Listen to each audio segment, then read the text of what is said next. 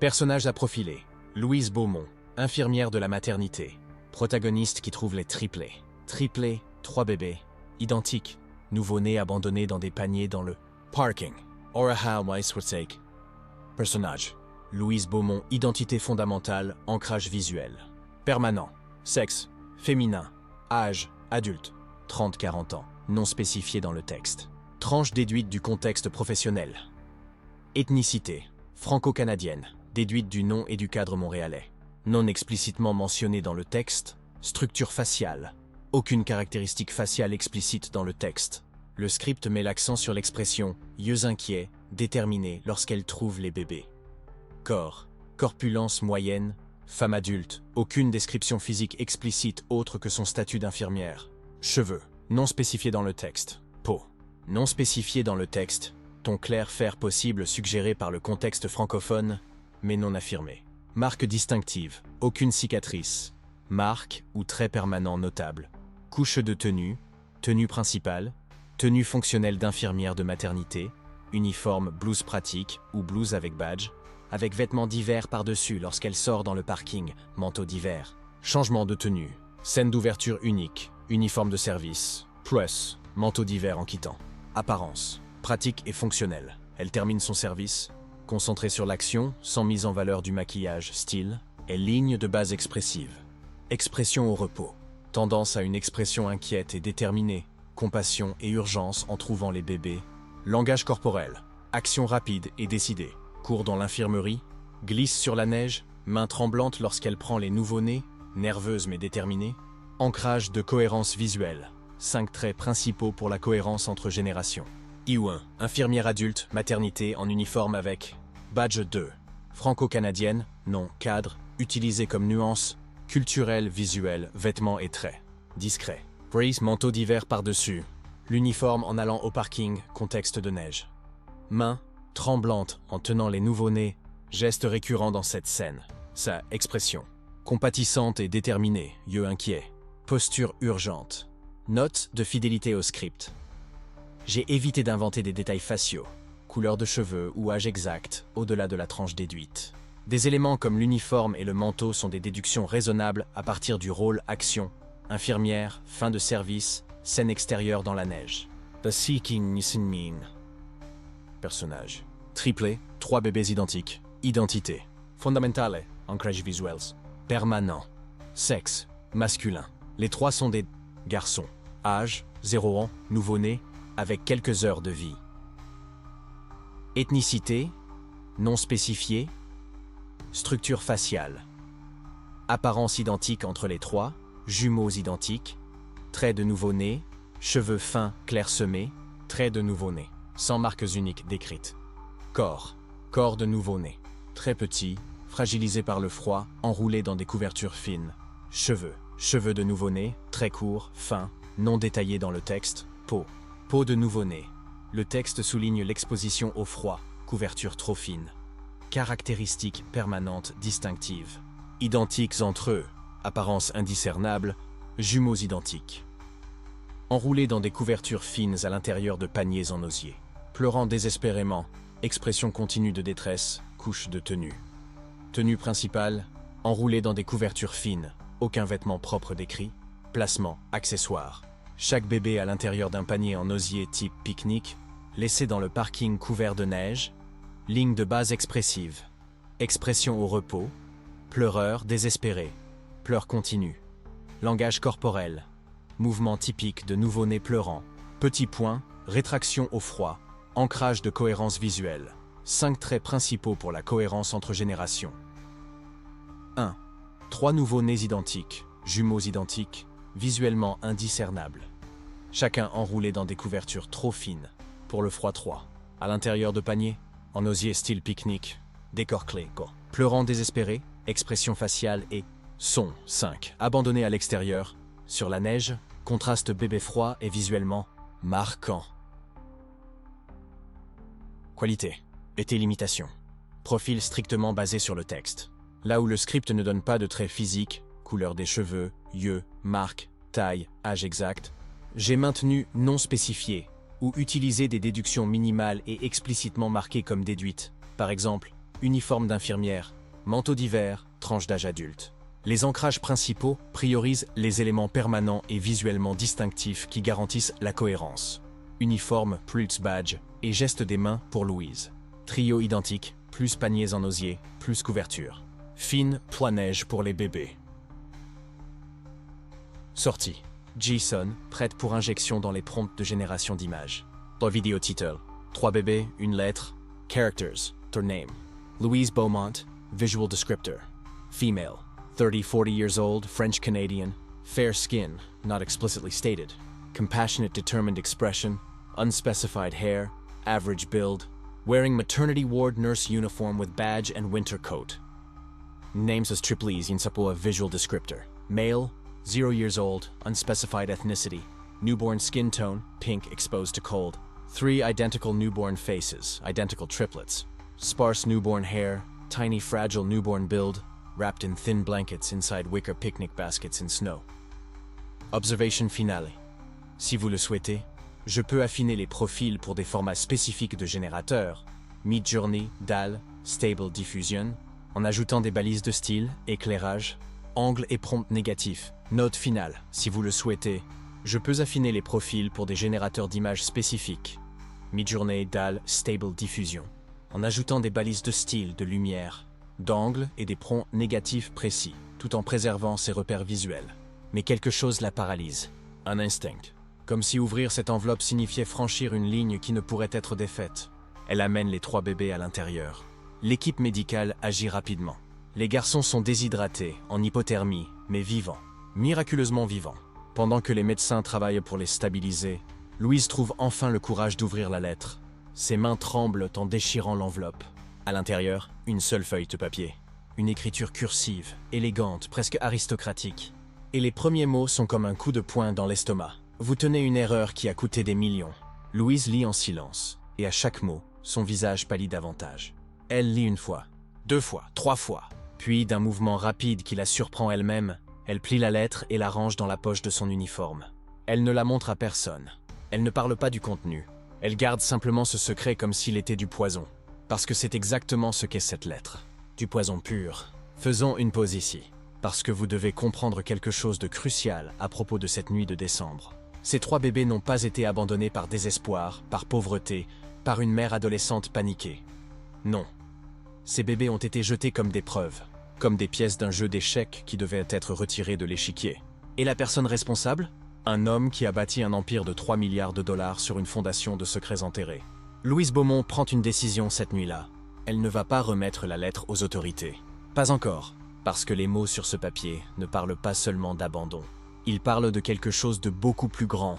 Imaginez garder un secret si puissant qu'il pourrait faire tomber tout un empire. C'est comme tenir une grenade sans goupille. Vous savez qu'elle va exploser. La question est quand et qui sera à proximité quand cela arrivera. La lettre mentionne un nom qui, dès 1985, était synonyme de réussite entrepreneuriale au Canada. Un milliardaire du secteur immobilier. Un homme qui avait bâti son empire sur des affaires sans pitié, des accords conclus dans l'ombre, avec la réputation de ne jamais essuyer un échec. Appelons-le par le nom qui apparaît dans la lettre, Richard Alderton.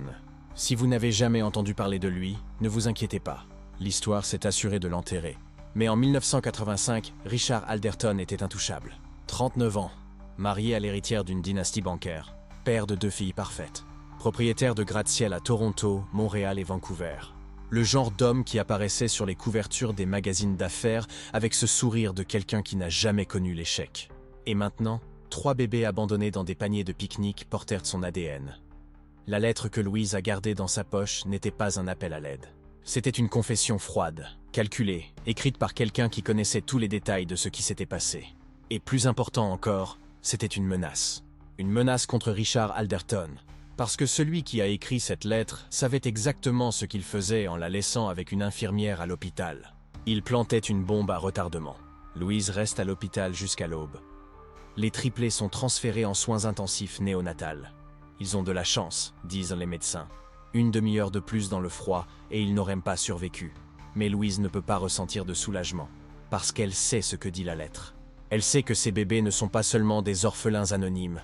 Ce sont des héritiers d'un empire qu'ils ne seront jamais autorisés à réclamer. Dans les jours qui suivent, Louise essaie d'agir normalement. Elle va travailler. Elle s'occupe des triplés, qui commencent à prendre du poids et à bien répondre au traitement. Mais chaque fois qu'elle regarde ces trois visages identiques, elle sent le poids de la lettre brûlée dans sa poche. Elle doit prendre une décision. 3 options se présentent devant elle, chacune plus dangereuse que l'autre. Première option, remettre la lettre à la police, exposer Richard Alderton et affronter la fureur d'un milliardaire qui dispose de ressources infinies pour détruire quiconque le défie. Deuxième option, brûler la lettre, faire comme si elle n'avait jamais existé, permettre au bébé d'être adopté par des familles ordinaires et emporter ce secret dans la tombe. Troisième option, garder la lettre, attendre, voir ce qui se passe, conserver cette preuve comme une arme qui, peut-être un jour, sera nécessaire. Louise choisit la troisième option. Et pendant 20 ans, cette lettre reste cachée, gardée dans un coffre-fort dans l'appartement de Louise. Intacte, mais jamais oubliée. Entre-temps, les triplés sont adoptés. Pas ensemble, car le protocole d'adoption permet rarement aux frères et sœurs de rester unis, surtout des triplés. Ils sont séparés. 3 bébés identiques envoyés dans 3 familles différentes, dans 3 villes différentes. Imaginez-le un instant. 3 visages identiques qui grandissent dans des univers radicalement différents. Telles 3 graines d'un même fruit semées sur des terres contraires. Ils grandissent, ignorant l'existence de leurs frères, ignorant leurs origines, ignorant qu'ils sont les fils d'un des hommes les plus puissants du Canada. Michael grandit à Ottawa dans une famille de classe moyenne. Il devient professeur d'histoire, l'homme qui enseigne aux autres les vérités du passé sans connaître la vérité de son propre passé. Daniel grandit à Québec au sein d'une famille profondément croyante. Devenu infirmier, il consacre sa vie à soulager la souffrance des autres, ignorant que 2 autres personnes portant exactement son visage partageaient le même territoire. Thomas grandit à Toronto au sein d'une famille d'immigrants. Devenu avocat d'affaires, il défend de grandes entreprises, sans soupçonner que l'homme qu'il a mis au monde avait bâti un empire qu'il serait un jour amené à confronter. 3 vies complètement différentes, 3 identités séparées. Mais l'ADN ne ment pas, et le sang appelle toujours.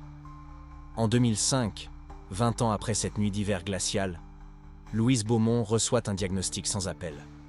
Un cancer à un stade terminal. 6 mois à vivre, peut-être moins.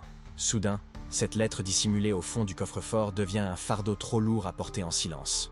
Car Louise détient un secret que même l'auteur de la lettre ignorait en 1985. Elle sait que Richard Alderton n'a pas simplement abandonné ses 3 bébés. Elle sait qu'une volonté mystérieuse exigeait que cette vérité soit un jour révélée au grand jour. Et que quelqu'un l'avait choisie, elle, pour être la gardienne de ce secret. Maintenant, avec la mort qui approche, Louise doit décider quoi faire de la bombe à retardement qu'elle a gardée pendant 2 décennies. Allait-elle réduire la lettre en cendres, emportant son secret dans la tombe?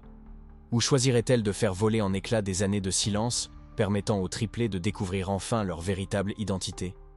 La réponse vient un après-midi pluvieux d'avril, quand Louise passe 3 appels téléphoniques. 3 hommes inconnus, vivant des vies complètement séparées, reçoivent des messages identiques d'une infirmière retraitée qu'ils n'ont jamais rencontrée. Le message est court, direct, impossible à ignorer. Vous avez 2 frères identiques dont vous n'avez jamais su l'existence.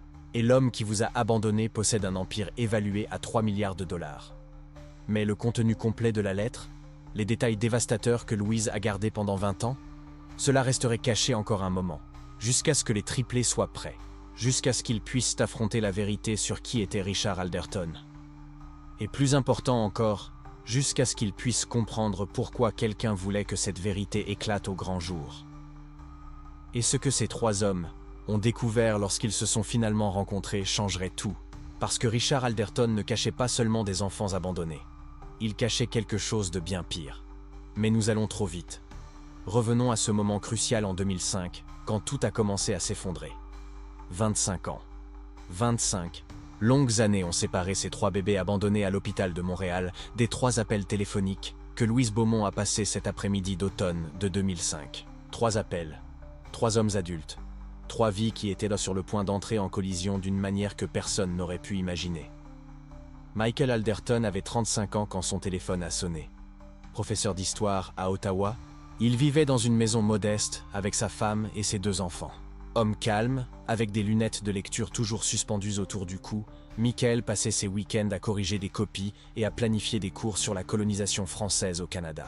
Sa vie était prévisible, sûre, du moins jusqu'à cet appel téléphonique. La voix à l'autre bout du fil tremblait. Je m'appelle Louise Beaumont. J'ai été infirmière à l'hôpital général de Montréal pendant 40 ans. Et je dois vous raconter quelque chose que j'ai gardé trop longtemps. Michael s'assit lentement, le cœur battant sans comprendre pourquoi. Vous avez 2 frères identiques, des triplés. Vous avez été abandonné quand vous étiez bébé. Et l'homme qui vous a laissé derrière, il a construit un empire de 3 milliards de dollars. Le silence qui suivit fut si profond que Louise pensa que l'appel avait coupé. Mais alors Michael murmura « Ça n'a aucun sens. Mes parents m'ont adopté quand j'avais 6 mois.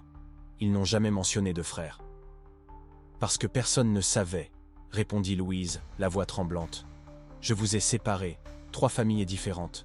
Je pensais vous donner une chance, mais j'ai porté ce secret comme une pierre sur la poitrine pendant 25 ans. Et maintenant, avec le temps qu'il me reste. » Elle fit une pause, et Michael entendit un sanglot étouffé. « Vous méritez de connaître la vérité. » Le deuxième appel fut pour Daniel Alderton, infirmier à Québec. À 35 ans, Daniel passait ses journées à s'occuper de patients en phase terminale dans une unité de soins palliatifs. Homme aux mains douces et au regard compatissant, il avait appris très tôt que la vie était fragile. Mais rien ne l'avait préparé à ce qu'il était sur le point d'entendre. Quand Louise s'est présentée et a commencé à parler de triplés abandonnés, Daniel sentit ses jambes faiblir. Il s'appuya contre le mur du couloir de l'hôpital, toujours vêtu de son uniforme vert d'eau, et écouta en silence, tandis que toute sa réalité s'effondrait. « Vous avez 2 frères, » répéta Louise, « Michael et Thomas, et l'homme qui aurait dû être votre père. Il vous a laissé comme si vous ne valiez rien. Pendant ce temps, il a construit l'un des plus grands empires immobiliers du Canada. »« Pourquoi me dites-vous cela maintenant ?» demanda Daniel, la voix rauque. « Parce que je suis en train de mourir, » répondit simplement Louise. « Cancer en phase terminale, 3 mois, peut-être 4. Et je ne peux pas emporter ce secret dans la tombe. Vous méritez de vous connaître, vous méritez de savoir d'où vous venez. » Le 3e appel fut le plus difficile. Thomas Alderton était avocat d'entreprise à Toronto, spécialisé dans les fusions et acquisitions. Homme au costume, impeccable et à l'ambition aiguisée, il avait construit sa carrière en défendant de grandes entreprises. Quand Louise appela, il était au bureau, révisant des contrats pour une négociation de 20 millions de dollars. « Monsieur Alderton, je m'appelle Louise Beaumont et je dois vous parler du jour de votre naissance. » Thomas fronça les sourcils. « Avec tout le respect que je vous dois, madame, je ne sais pas qui vous êtes, mais je suis occupé. »« Vous avez 2 frères jumeaux identiques, » dit rapidement Louise avant qu'il ne raccroche. « Vous avez été abandonné à l'hôpital général de Montréal en 1985. J'étais l'infirmière qui vous a trouvé, et j'ai gardé une lettre laissée par la femme qui vous a amené, une lettre qui mentionne le nom de votre père biologique. » Thomas se figea. « Mon père biologique. Richard Alderton, un milliardaire de l'immobilier. Et avant que vous ne demandiez, oui, c'est vraiment votre nom de naissance. Les familles qui vous ont adopté ont conservé le nom qui était sur les actes de naissance. » 3 semaines plus tard, dans un café à Montréal, 3 hommes identiques se sont rencontrés pour la première fois depuis qu'ils étaient bébés. La scène était surréaliste.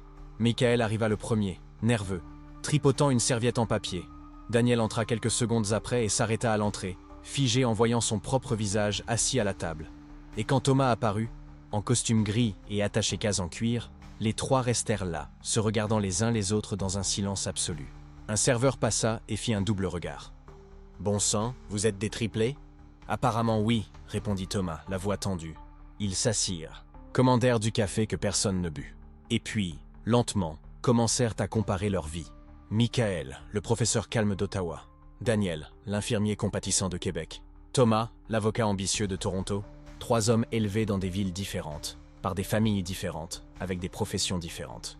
Mais tous portant le même visage, la même voix, les mêmes gestes inconscients de passer la main dans les cheveux quand ils sont nerveux. « Louise m'a donné ceci, » dit Michael, sortant une enveloppe jaunâtre de son sac à dos. « La lettre qui a été laissée avec nous quand nous étions bébés. » Les 3 se penchèrent en avant. La lettre était écrite à la main, d'une écriture tremblante, et commençait ainsi. « À qui de droit ? Ces 3 garçons sont nés le 15 mars 1985. Leurs noms sont Michael, Daniel et Thomas. Leur père s'appelle Richard Alderton. » Thomas prit l'enveloppe de ses mains tremblantes. « Richard Alderton. Je connais ce nom. »« Vous le connaissez ?»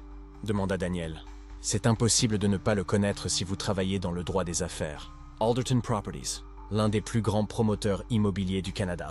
Il possède la moitié du centre-ville de Toronto, et Vancouver, et Calgary. » Thomas fit une pause, le visage pâle.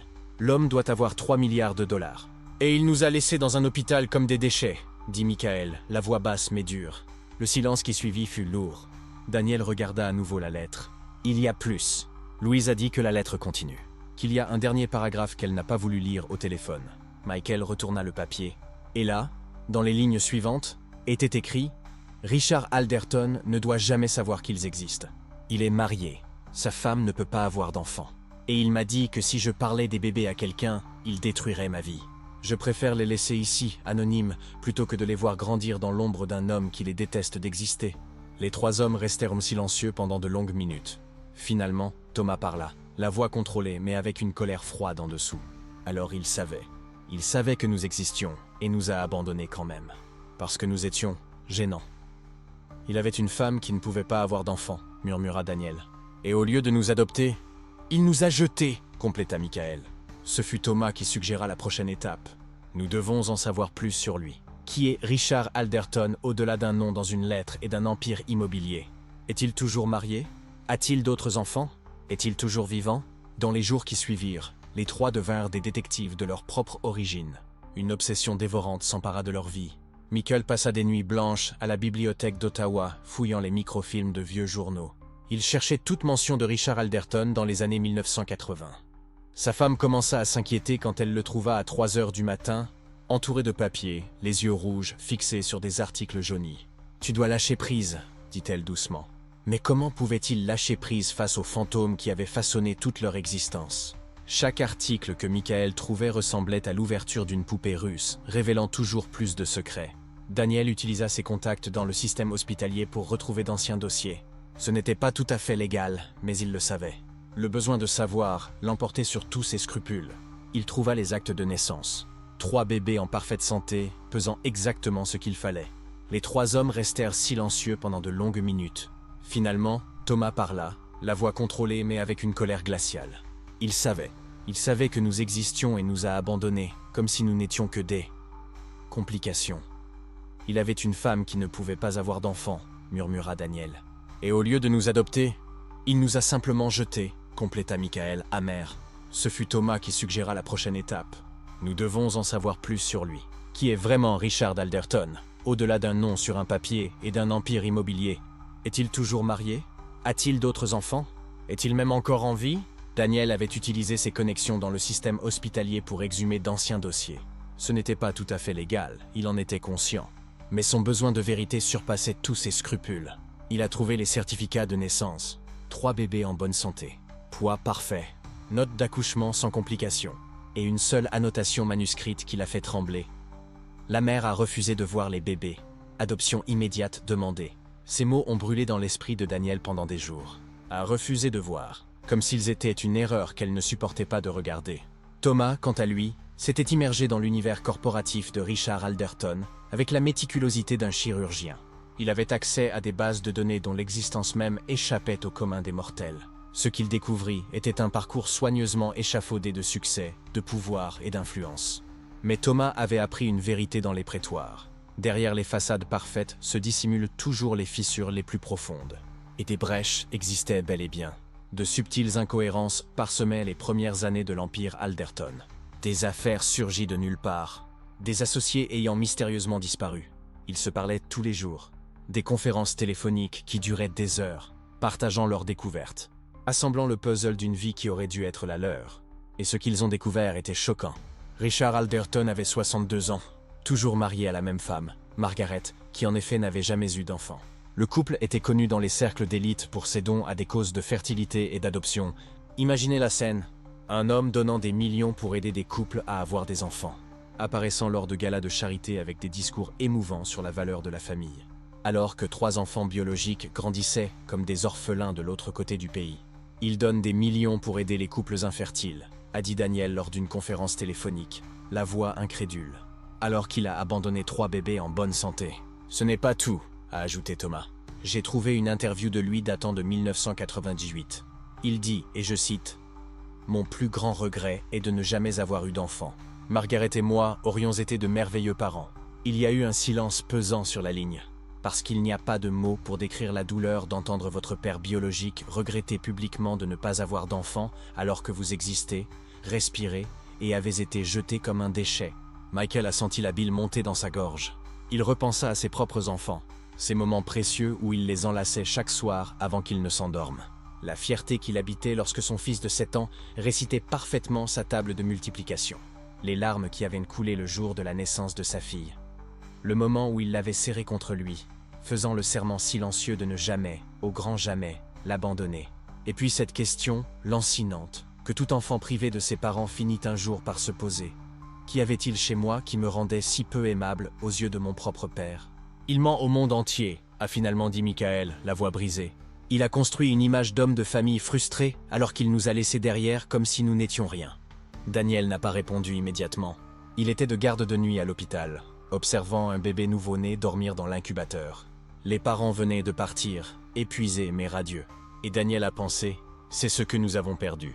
Ce premier moment, ce premier contact, cette certitude que quelqu'un nous voulait. 3 décennies d'absence qu'aucune somme d'argent ne pourrait racheter. Il y a plus, a dit Thomas, la voix tendue. J'ai trouvé des photos de lui. Événement de charité, gala, toujours aux côtés de Margaret, toujours souriant. Et vous savez ce qui est le plus troublant? Il nous ressemble, les yeux, la forme du visage. Quand je vous regarde tous les deux, je vois mon propre visage. Et quand je regarde Richard Alderton, il s'est arrêté. Je vois la même chose. La colère qui grandissait entre les trois n'était pas chaude et explosive. Elle était froide, calculée. Le genre de colère qui naît quand vous découvrez que votre existence entière a été un mensonge commode pour quelqu'un d'autre. Quand vous réalisez que vous avez été jeté non pas par nécessité, non pas par désespoir, mais par commodité.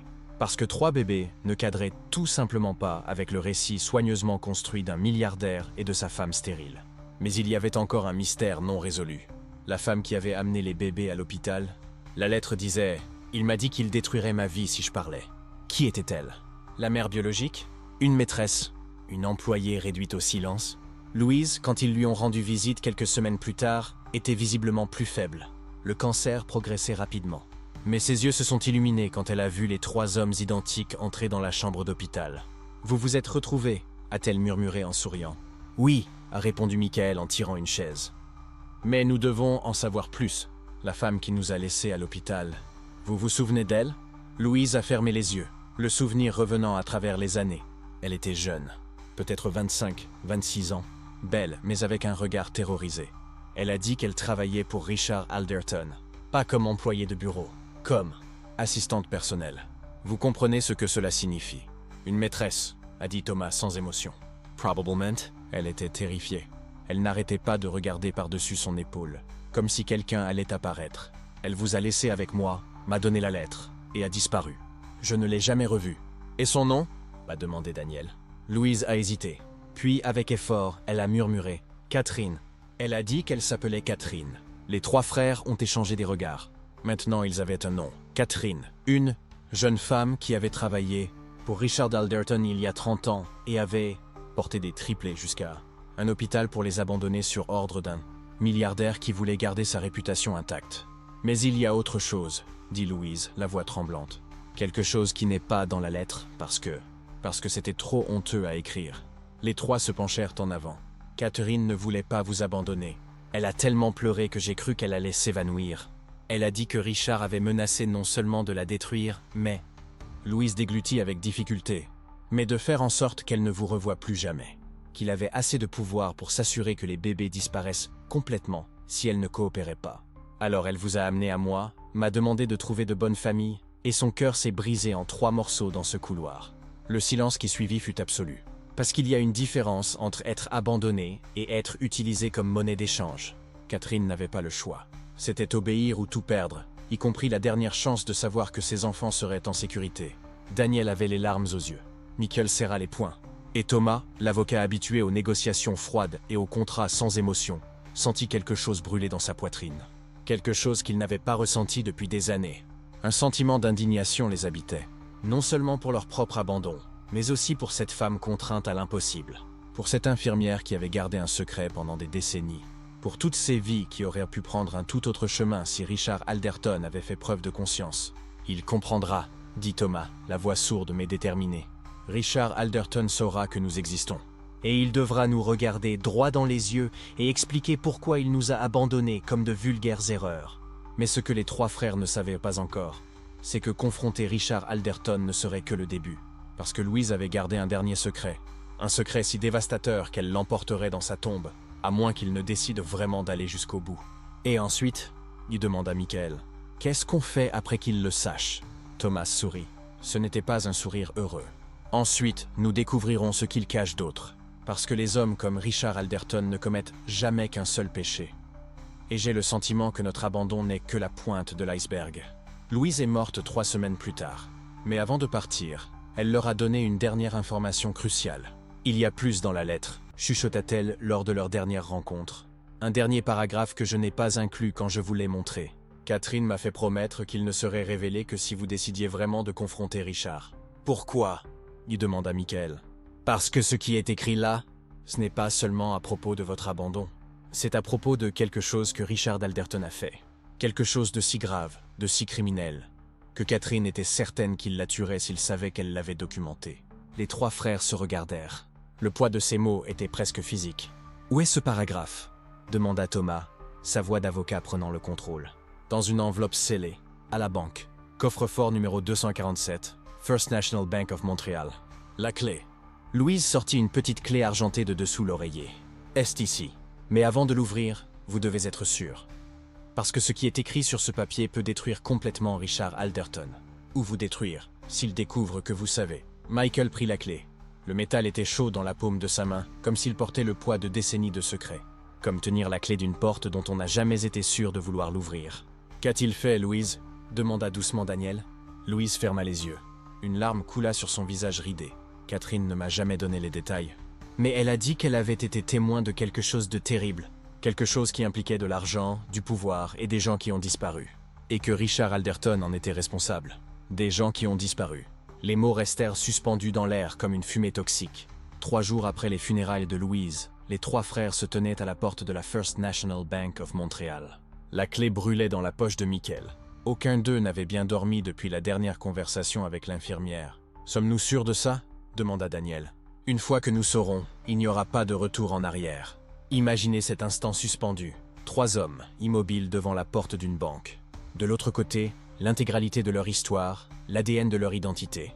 Mais la vérité, on le sait, n'est jamais gratuite.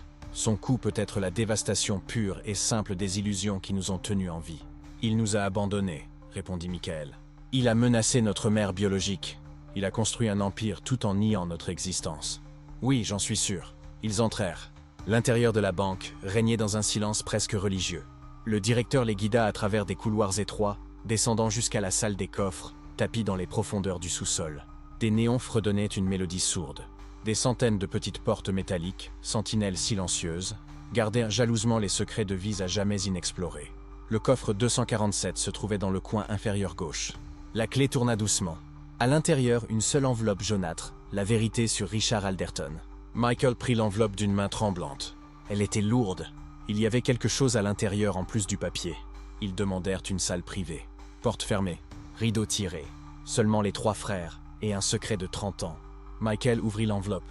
À l'intérieur se trouvaient 3 pages manuscrites, une vieille photographie et un petit magnétophone à cassette des années 1980. La photographie montrait Richard Alderton jeune. Les mêmes yeux que Michael voyait dans le miroir. La même mâchoire que Daniel. Le même sourire que Thomas. Et à côté de lui, une femme avec 3 bébés dans les bras. « Catherine » chuchota Daniel. « Notre mère. » Michael prit les pages manuscrites d'une main tremblante. L'écriture était délicate mais ferme, comme si chaque mot avait été soigneusement considéré. Il commença à lire à voix haute. « Je m'appelle Catherine Marie Beaufort. J'ai 26 ans, et j'écris ceci parce que je crains de ne pas vivre beaucoup plus longtemps. Richard Alderton est un homme puissant. Et les hommes puissants ne laissent pas de témoins vivants quand ils ont des secrets à protéger. » Les 3 se regardèrent, le cœur battant la chamade. Michael continua. « J'ai travaillé comme assistante personnelle de Richard pendant 3 ans. J'ai commencé comme secrétaire, mais je suis rapidement devenu quelque chose de plus. Il m'a dit qu'il m'aimait, qu'il quitterait sa femme, que nous construirions une vie ensemble. Je l'ai cru. » Texte, et quand j'ai découvert que j'étais enceinte de triplés. La voix de Michael se brisa. Thomas prit le papier et reprit. « Quand j'ai annoncé à Richard la nouvelle des bébés, quelque chose a changé en lui. Ses yeux sont devenus froids. Il m'a dit que j'avais 2 options. faire disparaître les bébés définitivement, ou les confier à l'adoption et ne plus jamais mentionner leur existence. Si je choisissais de garder les bébés, si je disais à quelqu'un qu'ils étaient de lui, il garantirait que je passerais le reste de ma vie dans la misère. Et puis, Thomas s'arrêta, le sang se glaçant dans ses veines. Puis il m'a montré ce qui arrivait aux personnes qui le défiaient. Daniel prit la dernière page d'une main tremblante. Et quand il lut les mots finaux, quand il comprit ce que Catherine avait été témoin, sa voix sortit dans un murmure. En mars 1984, un an avant votre naissance, j'étais au bureau de Richard tard dans la soirée quand j'ai entendu des voix altérées. Son associé d'affaires, Martin Chen, menaçait d'exposer des irrégularités financières. Richard était calme, dangereusement calme. Il a dit quelque chose que je n'oublierai jamais. Les problèmes disparaissent, Martin. Tu devrais t'en souvenir. 3 jours plus tard, Martin Chen a été signalé comme disparu. Il n'a jamais été retrouvé. Et Richard a repris sa part de l'entreprise sans sourciller. Le silence qui suivit fut absolu. Elle l'accuse de... Michael ne put terminer la phrase. Meurtre, compléta Thomas, la voix tendue. Elle accuse Richard Alderton de meurtre. Et là, dans le petit magnétophone à cassette qui avait attendu 30 ans pour être écouté, se trouvait la preuve. Une conversation enregistrée secrètement. La voix de Richard Alderton, froide et calculatrice, planifiant la disparition d'un homme qui en savait trop. Imaginez garder un tel enregistrement pendant 3 décennies, sachant qu'à tout moment il pourrait être détruit, perdu ou tombé entre de mauvaises mains. Catherine avait transformé cette cassette en police d'assurance. Si quelque chose lui arrivait, la vérité survivrait. Parce que le paragraphe final de la lettre gardait un secret si honteux, si criminel, qu'il changerait tout. Pas seulement sur qui était Richard Alderton, mais sur jusqu'où un homme puissant était prêt à aller pour protéger ses secrets. Et maintenant, 3 enfants qu'il avait abandonnés 30 ans auparavant tenaient entre leurs mains le pouvoir de détruire complètement l'empire qu'il avait construit sur des mensonges, des menaces et possiblement du sang. Michael, le professeur qui avait toujours enseigné à ses élèves l'importance de la vérité. Daniel, l'infirmier qui consacrait ses nuits à prendre soin d'inconnus. Thomas, l'avocat qui se battait pour la justice des autres. Tous, sur le point de découvrir pourquoi ils avaient été abandonnés ce froid jour de janvier 1985. Mais il y a un autre secret que Louise a gardé. Un paragraphe final qui changerait tout. Louise ouvrit l'enveloppe jaunâtre d'une main tremblante. Ses yeux, humides de larmes retenues depuis 2 décennies, croisèrent d'abord ceux de Michael. « Vous méritez de tout savoir », murmura-t-elle. Chaque mot de cette lettre. Chaque secret honteux que cet homme a tenté d'enterrer avec de l'argent et du silence. La lettre comptait 3 pages. Papier à en tête avec le logo Alderton Properties, cet empire de gratte-ciel et de condominiums de luxe qui dominait l'horizon de Montréal. Et dans les lignes dactylographiées, une confession que Richard Alderton n'aurait jamais imaginé voir ressurgir. Michael commença à lire à voix haute, sa voix ferme de professeur tremblant sur les premiers mots. À la personne qui trouvera ses enfants. Je m'appelle Richard Alderton, et j'ai commis le péché le plus horrible qu'un homme puisse commettre. Pas contre la loi, mais contre l'humanité elle-même. Thomas se pencha en avant. Daniel retint son souffle. En 1984, j'avais tout. Un empire immobilier évalué à 300 millions de dollars. Des immeubles à Toronto, Vancouver, Montréal. Mon nom dans les journaux d'affaires. Le respect. Le pouvoir. Mais il y avait un vide que l'argent ne comblait pas. La voix de Michael commença à se briser, mais il continua. J'ai rencontré Isabelle Marchand quand elle est venue travailler comme directrice de projet dans mon entreprise. Elle était brillante, dévouée, 20 ans plus jeune que moi. Et contrairement à ma femme, qui n'était devenue qu'une pièce décorative lors des événements sociaux, Isabelle me voyait comme un homme, pas comme un portefeuille. Louise ferma les yeux. Elle connaissait déjà cette partie. Mais pour les triplés, chaque mot était une révélation douloureuse. Nous avons commencé une relation. Secrète, bien sûr. Ma réputation de magnate immobilier respectable ne pouvait pas être ternie par un scandale de liaison avec une employée. Mais je l'aimais. Pour la première fois en décennies, je ressentais quelque chose de réel. Daniel serra les poings. L'histoire prenait forme et il pouvait déjà sentir le poids de la trahison arriver. Quand Isabelle m'a dit qu'elle était enceinte, j'ai paniqué. Pas à cause de la grossesse en elle-même, mais à cause de ce que les médecins m'ont confirmé lors des premières échographies. Des triplés. 3 bébés. Michael s'arrêta. Il regarda ses frères. 3 bébés, eux. Ma femme ne pouvait pas avoir d'enfants. C'était un fait connu dans nos cercles sociaux. Si je me présentais soudainement avec 3 bébés, les questions fuseraient. La vérité éclaterait au grand jour. Et avec elle, ma ruine serait inévitable. Le passage suivant de la lettre fit bondir Thomas de sa chaise. Car, voyez-vous, mon empire n'était pas construit seulement en acier et béton. Il était construit sur la fraude. Des contrats municipaux obtenus par corruption. Des permis de construire acquis avec des pots de vin aux inspecteurs. Des prêts bancaires garantis avec des documents falsifiés. Je n'étais pas simplement un homme d'affaires prospère. J'étais un criminel en col blanc opérant en plein jour, protégé par une réputation impeccable. La vérité honteuse émergeait, mot après mot. Isabelle l'a découvert.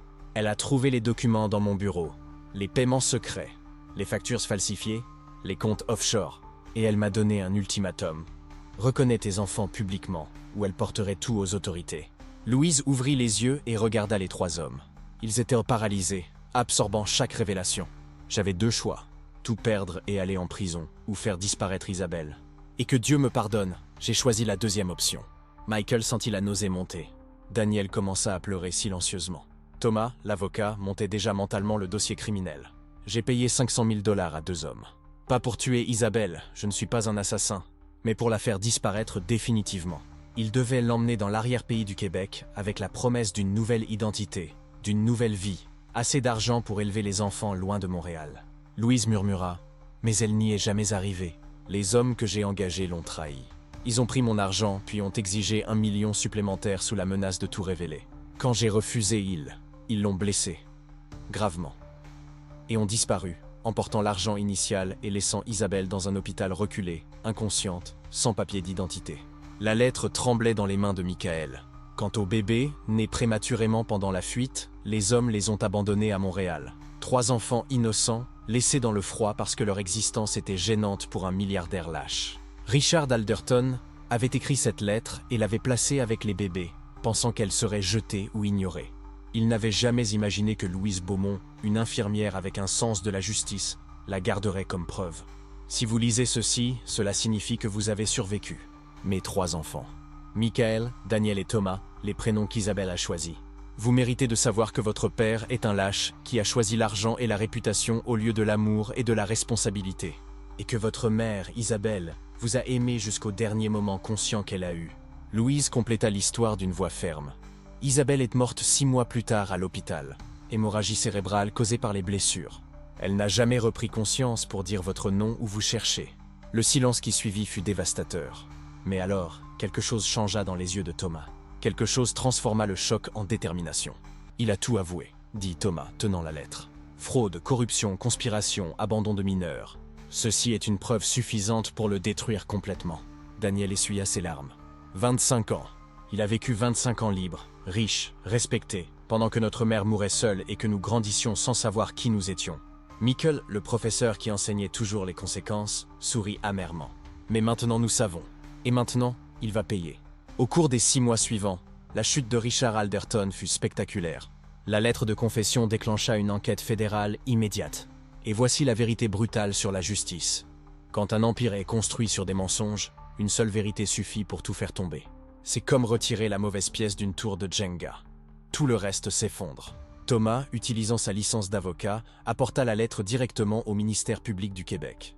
L'enquête qui s'ensuivit fut brutale. Des auditeurs fédéraux épluchèrent chaque contrat d'Alderton Properties depuis 1980. Les inspecteurs qui avaient reçu des pots de vin, désormais retraités et bénéficiant de l'immunité, témoignèrent. Les comptes offshore furent gelés. Les documents falsifiés furent exposés. Et les médias se régalèrent de chaque détail.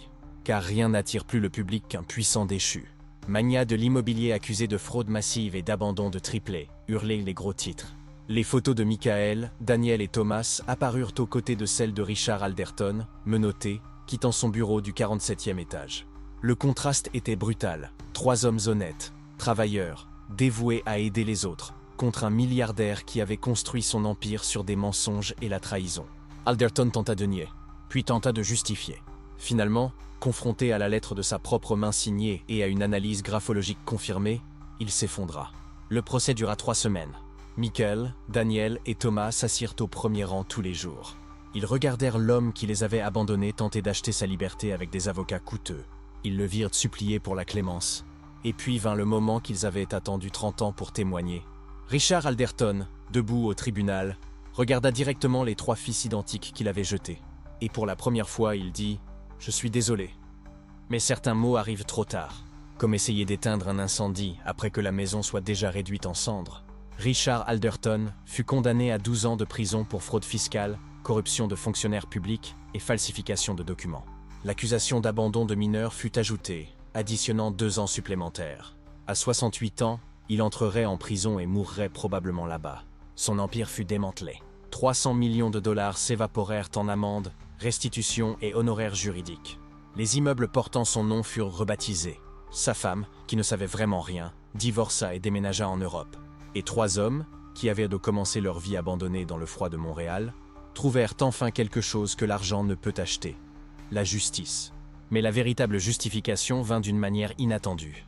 Lorsque les biens d'Alderton furent liquidés pour payer les amendes, il fut découvert que légalement, en tant que fils biologique reconnu par test ADN ordonné par le tribunal Michael, Daniel et Thomas avaient droit à une part de l'héritage avant les créanciers.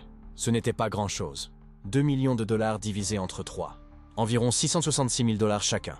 Michael utilisa sa part pour créer une fondation éducative pour les enfants en famille d'accueil. Chaque enfant mérite de connaître sa valeur, déclara-t-il aux journalistes.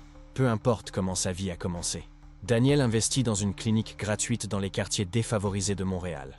Prendre soin de ceux qui ont été abandonnés par la société, c'était mon but, expliqua-t-il. Thomas ouvrit un cabinet d'avocats pro bono, défendant gratuitement les personnes qui ne pouvaient pas payer pour la justice. La loi doit servir tout le monde, pas seulement les riches, devint sa devise. 3 hommes, 3 chemins, une seule histoire de rédemption. Louise Beaumont, à 72 ans, fut honorée par la ville de Montréal pour son courage d'avoir préservé la vérité pendant 2 décennies. J'ai toujours su que cette lettre avait un but, dit-elle lors de l'événement, avec Michael, Daniel et Thomas à ses côtés. Certaines vérités ont besoin de temps pour émerger, mais quand elles émergent, elles transforment tout, et elle transforma vraiment. Aujourd'hui, lorsque vous passez devant les immeubles qui appartenaient autrefois à Richard Alderton, vous voyez des plaques portant de nouveaux noms. Certaines honorent Isabelle Marchand, la mère qu'ils n'ont jamais connue, mais qui les a assez aimés pour leur donner des noms. D'autres célèbrent Louise Beaumont, l'infirmière qui a préservé la vérité quand il aurait été plus facile de la jeter. Michael, Daniel et Thomas se réunissent encore chaque mois de janvier, à l'anniversaire du jour où ils furent trouvés. Ils visitent l'endroit exact où ils ont été abandonnés, maintenant marqué d'une plaque qui dit « Parfois, les plus belles fins naissent des débuts les plus froids », car leur histoire démontre un principe fondamental sur la justice, la vérité et la rédemption. La honte qu'un homme cherche à dissimuler devient finalement la clé de la justification des autres. Richard Alderton a tenté d'enterrer 3 bébés gênants et un secret honteux. Au lieu de cela, il a créé 3 hommes extraordinaires dont l'existence a exposé sa véritable nature. Et à la fin, ce n'est pas le milliardaire avec son empire de 300 millions qui a prévalu. Ce furent 3 frères qui ont commencé leur vie avec rien d'autre qu'eux-mêmes et ont découvert que c'était tout ce dont ils avaient besoin. Parce que la famille n'est pas une question de sang ou d'argent, c'est une question de qui reste quand tout s'effondre. C'est une question de qui préserve la vérité quand il serait plus facile de mentir. C'est une question de transformer l'abandon en but, la douleur en justice, la honte en justification. Voici l'histoire de Michael, Daniel et Thomas Marchand. 3 noms choisis par une mère qu'ils n'ont jamais connue. 3 vies sauvées par une infirmière qui a refusé d'oublier. 3 hommes qui ont prouvé que parfois, la plus grande vengeance n'est pas de détruire ceux qui nous ont blessés, mais de vivre si bien que notre propre existence devient la preuve qu'ils ont échoué. Vous avez vu comment 3 bébés abandonnés dans le froid de Montréal ont transformé la honte en justification. Vous avez vu comment une seule lettre gardée pendant 20 ans a démantelé un empire de 300 millions. Et vous avez vu que la justice n'a pas besoin de crier pour être entendue. Si cette histoire a résonné en vous, peut-être parce que vous connaissez aussi le poids d'une vérité non dite, laissez votre like. Chaque like nous rappelle que des histoires comme celle-ci comptent. Abonnez-vous à la chaîne pour plus de récits sur des personnes qui ont refusé de laisser des secrets honteux effacer la justice. Dans les commentaires, dites-moi, quelle décision de Louise Beaumont vous semble la plus courageuse? Était-ce de garder la lettre pendant 20 ans ou de tout révéler au moment où elle savait sa fin proche? Je souhaite connaître votre réflexion sur la responsabilité, le temps et le moment opportun pour faire émerger les vérités. Parce que, à la fin, la meilleure réponse à l'abandon n'est pas l'amertume. C'est de transformer votre douleur en la raison pour laquelle vous ne laisserez jamais personne se sentir aussi seul que vous vous êtes senti. Et cette vérité est la seule vengeance qui vaille vraiment la peine.